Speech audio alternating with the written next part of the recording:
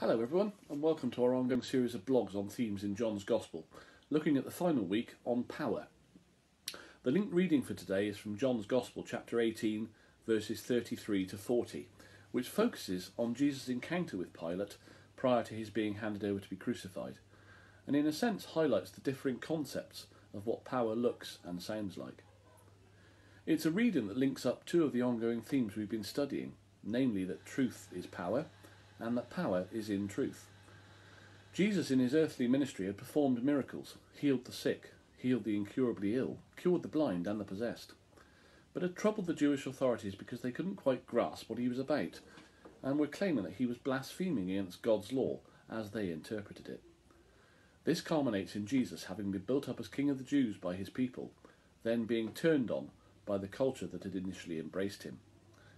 Indeed, we still see in our modern society people who were built up as heroes, brought down by the whims very quickly of a society that put them on the pedestal in the first place. Pilate, for his part, was given great power over the Jewish territories, but he was a weak man in the exercise of that power, and he put the Jesus issue back in the hands of the Jewish leaders.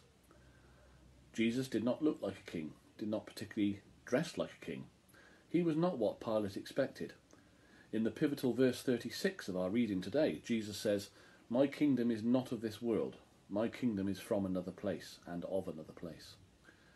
This statement probably came as a bit of a relief to Pilate, who was possibly expecting to meet a powerful, all-conquering king in his own image from a neighbouring territory. But Jesus' power was a divine gift from God, far different to the type of power usually known of and exercised on earth. His power was not based on the idea of self, or on the merciless wielding of that power, but on the love of God, which was the very essence, the motor, the driving force of his power.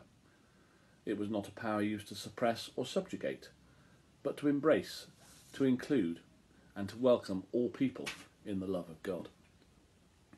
Jesus was sent from heaven, and his central message of the power of love was targeted at this world, a world that was then, and still is now, in such desperate need of it.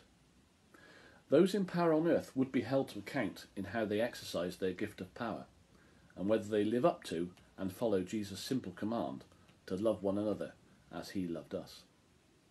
This is the true power of Jesus that neither Pilate nor the Jewish authorities could always grasp, that he was not a traditional ruler who ruled by fear or harshness, but that he came with a message of love that would empower people to live in the image and walk humbly in the footsteps of God, if only they opened their hearts and minds so to do.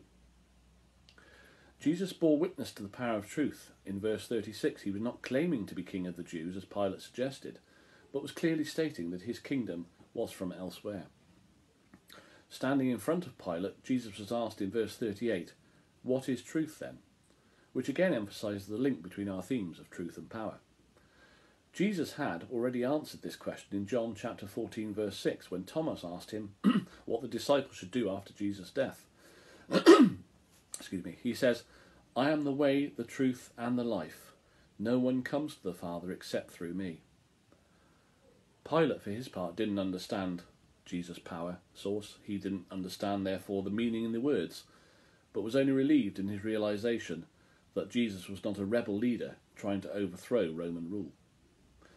Once he realised this, Pilate handed Jesus over to the Jewish authorities, having expected the baying crowd to want Jesus spared rather than the robber Barabbas. So in verse 36, Jesus details the vast difference between God's kingdom and the earthly kingdoms. His kingdom originates in heaven and is founded on a power base of love and peace, whereas most earthly kingdoms like Rome were based on force, on ego, on self-interest, and on the personal desire to dominate. As Christians, then, it's our duty to love and serve God with our power centred on the Holy Cross, not on the power of somewhere such as Rome, not a power based on fear or fear of violence, but on loving sacrifice and on care and kindness for others. Love will always win because it is the truth. It is the power source of Jesus. Those who think differently have all faded away. The Roman Empire has gone. Herod went. Napoleon, Hitler, Mussolini in modern times. All gone. But the kingdom and power of God through Jesus is still marching on in the power and glory of the truth. Have a good day, everyone. Bye for now. Happy Christmas.